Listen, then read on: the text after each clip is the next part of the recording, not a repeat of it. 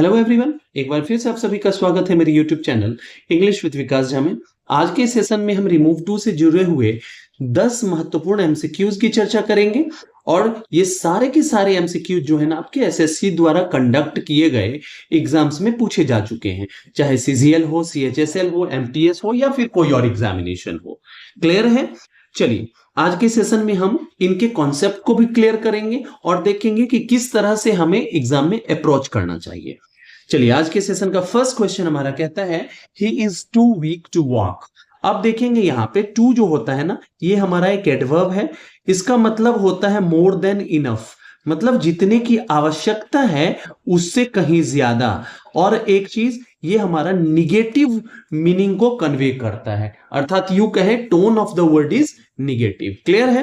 अब देखेंगे जब हम इसे रिमूव करते हैं, रिमूव मतलब हटाना, सेंटेंस में इस टू का प्रयोग क्या करना है, आपको हटा देना है। इसके जगह पे जैसे ही हटाएंगे कि कोई दूसरा तो आके काम करेगा ना, तो इस टू को हटाते हैं तो ये जो पूरा कॉम्बिनेशन है टू टू का और बीच में हमारा एडजेक्टिव आ जाता है। इसको जब हटाते हैं तो इसके जगह पे आ जाता है सो दैट का कॉम्बिनेशन और यहां पे आपका एडजेक्टिव आ जाता है। क्लियर है? इस चीज को समझेंगे। अब क्या करना है, सब्जेक्ट को हम नहीं छेड़ते हैं और सेंटेंस का जो टेंस है उसको भी हम छेड़ते नहीं है। अब इस टू के जगह पे सो लगा देते हैं, वीक हमारा आ जाता है एडजेक्टिव और यहां दैट आ जाता है। दैट के बाद हम यहां क्या करते हैं, प्रोनाउन का प्रयोग करते हैं जो सब्जेक्ट के अकॉर्डिंग हो, और जब सब्जेक्ट हमारा स्वतः प्रोनाउन है तो उसी को हम मेंशन कर देते हैं। क्लियर है? अब देखना है, अगर सेंटेंस हमारा प्रेजेंट टेंस में है तो हम कैन का प्रयोग करते हैं, अगर ये पास्ट का है तो कुड का प्रयोग करते हैं। अब देखेंगे, चूंकि हमने आपको बताया कि टू हमारा क्या है, निगेटिव मीनिंग को शो करता है, तो अभी तक हमने देखा कि सेंटेंस में कहीं कोई निगेटिव मीनिंग नहीं आया है, अर्थात ये पार्ट है आपका ट्रांसफॉर्मेशन का। और ट्रांसफॉर्मेशन में हम क्या करते हैं, ट्रांसफॉर्मेशन में करते हैं कि एक जो फॉर्म का सेंटेंस का स्ट्रक्चर है, एक जो सेंटेंस का स्ट्रक्चर है उसको हम दूसरे में बदल देते हैं, but without changing the meaning, altering the meaning. तो चेंज हो जाएगा मीनिंग, इसलिए हम नॉट लगा देते हैं यहां पे। अब मीनिंग सेम हो गया, दोनों में निगेटिव वर्ड आ गए, नॉट वॉक। क्लियर है? अब कहेंगे सर ये टू क्यों चला गया? देखिए, ये हमारा मॉडल वर्ब है, मॉडल वर्ब के बाद हम वेयर इन्फिनिटिव विदाउट टू का प्रयोग करते हैं। क्लियर है? अब देखेंगे कि यह किस ऑप्शन में आपको दिख रहा है। तो अब देखिए, वेरी का प्रयोग नहीं करना है और यहाँ पे सो का प्रयोग नहीं, यहाँ टू आपने हटाया नहीं, बच गया ऑप्शन नंबर बी। अब देखेंगे कि क्या ये अक्षरशः ऐसे पालन कर रहा है, he is so weak that he can not walk, सही में, अर्थात हमारा ऑप्शन नंबर बी जो है करेक्ट आंसर हो जाएगा। क्लियर? चलिए, she is too proud to beg. Similarly इसको भी बनाना, she is so proud that she can not beg. अब देखिए यह ऑप्शन किस में दिख रहा है, ऑप्शन नंबर सी में, she is so proud that she can not beg. Clear है? इस तरह के क्वेश्चंस सेकेंड्स में बनने चाहिए और ये तभी हो पाएगा जब आपका बेसिक क्लियर होगा। चलिए आगे बढ़ते हैं। कहता है the bag is too heavy for the child to carry. कहता है जो बैग जो है ना बहुत भारी है, किसके लिए? बच्चे के लिए, अर्थात इतना भारी है कि बच्चा उसको उठा नहीं सकता है। फॉर क्यों आया? क्योंकि हम आगे पर्सन मेंशन कर रहे हैं, वहां पे एक्शन सिर्फ देते तब तो टू के साथ हो जाता, जैसे यहां पे ये टू आ गया ना। अगर ये मेंशन नहीं करते फॉर द चाइल्ड तब आपका टू होता, लेकिन जब ये मेंशन कर रहे हैं किसके लिए तब फॉर का प्रयोग करते हैं। क्लियर है? अब देखेंगे the bag is so heavy that the child can carry it. अब स्वाभाविक सी बात है, ये मीनिंग हमारा निगेटिव दे रहा है तो हमारा निगेटिव आएगा, इसमें निगेटिव वर्ड है ही नहीं। द बैग इज हैवी, इसमें सो का प्रयोग नहीं, सो दैट का कॉम्बिनेशन नहीं है। इसमें देखेंगे the bag is so heavy that the child can not carry it, अर्थात ऑप्शन नंबर सी जो है इसका करेक्ट आंसर हो जाएगा। क्लियर है? चलिए नेक्स्ट हमारा कहता है he is too honest to accept the bribe. कहता है वह इतना ईमानदार है कि वह क्या नहीं एक्सेप्ट कर सकता है, ब्राइब। ब्राइब किसको बोलते हैं? घूस को बोलते हैं, रिश्वत को बोलते हैं। ठीक है ना? इसका क्या हो जाएगा, he is so honest that he can not accept the bribe. अब देखेंगे कि ऑप्शन नंबर किस में आपको ये दिख रहा है, तो आपको ये दिख रहा है ऑप्शन नंबर बी में, he is so honest that he can not accept the bribe. Clear है? चलिए नेक्स्ट क्वेश्चन हमारा है, कहता है the mountain was too steep to climb. अब देखिए माउंटेन जो है ना, पर्वत जो है बहुत ज्यादा क्या ढालुआ है, मतलब तीखी, खड़ी है, एकदम खड़ी, मतलब इस तरह से बोल सकते हैं, इस तरह से इस पे चढ़ना मुश्किल है। और वहीं पे अगर इस तरह का हो तो आप आसानी से चढ़ जाएंगे। ठीक है ना? तो कहता है उस पे चढ़ना मुश्किल है। अब क्या देखना है आपको, ये सेंटेंस हमारा पास्ट का है, ठीक है ना, और चूंकि इसमें मेंशन नहीं है कि किसके लिए है, तो यहां पे इसका दो तरीके से बना सकते हैं आप। कैसे? एक तो हो जाएगा the mountain was so steep that, अब यहां पर्सन नहीं है तो क्या लगा देंगे, वन कुड नॉट क्लाइंब। अब कहेंगे सर समझे नहीं, देखिए यहां पे मैं इसको लिख सकता हूं ना, the mountain was so steep that one. जब पर्सन मेंशन नहीं है तो आप वन इंडिफिनिट प्रोनाउन ले सकते हैं। क्लियर है? एक तो ये होगा, या फिर इसको आप पेसिव में बना देंगे। क्या हो जाएगा, द माउंटेन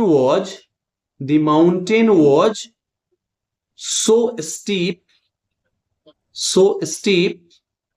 दैट इट किसके लिए आ गया, माउंटेन के लिए, ठीक है ना, it could not be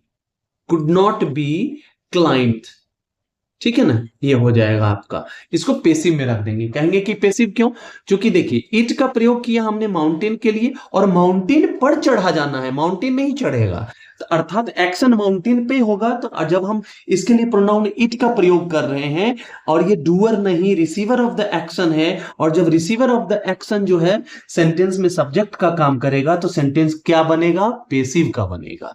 clear है? अर्थात क्या हो जाएगा इसका आंसर, ऑप्शन नंबर बी हो जाएगा। क्लियर है? चलिए आगे बढ़ते हैं। नेक्स्ट हमारा कहता है the room was too noisy for us to study. कहता है रूम बहुत ज्यादा शोर शराबा से भरा हुआ था, और जिस कारण से पढ़ पाने में मुश्किल हो रही थी। क्लियर है?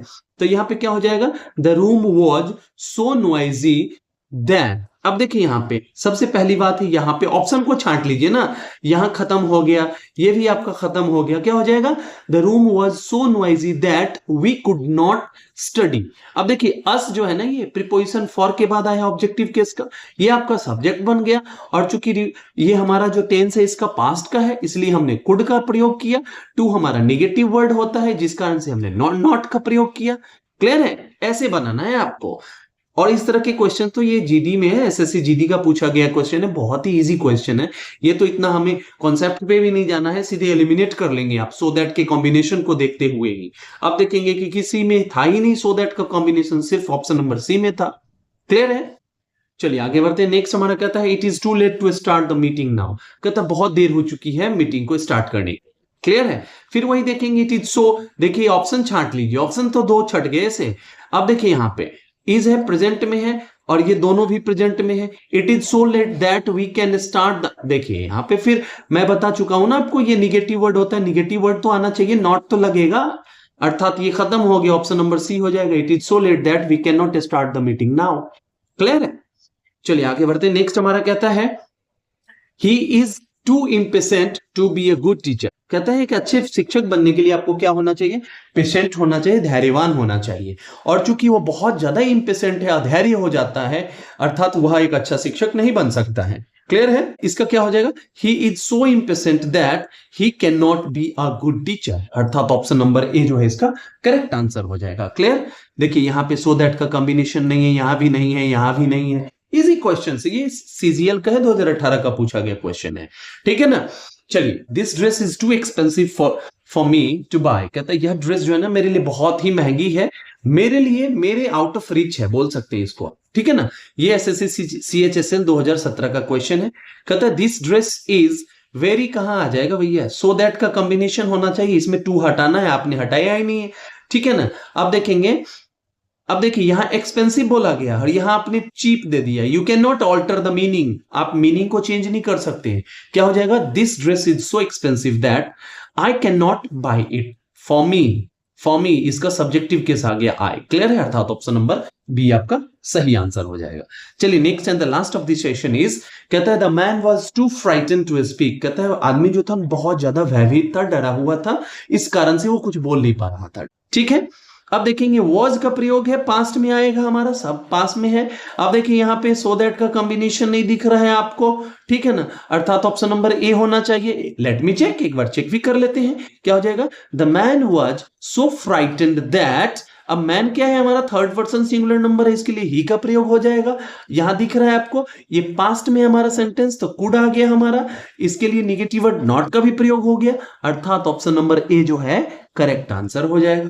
आई होप कि आपको ये सेशन बहुत ही इंटरेक्टिव लगा होगा और आपने बहुत कॉन्सेप्ट्स को समझा भी होगा। अगर ऐसा है तो लाइक शेयर सब्सक्राइब करना ना भूलिए और बने रहिए हमारे चैनल पे, अपना प्यार बरसाते रहिए और आगे बढ़ते रहिए। चलिए, till the time we meet next, happy learning and keep evolving. Thank you so much.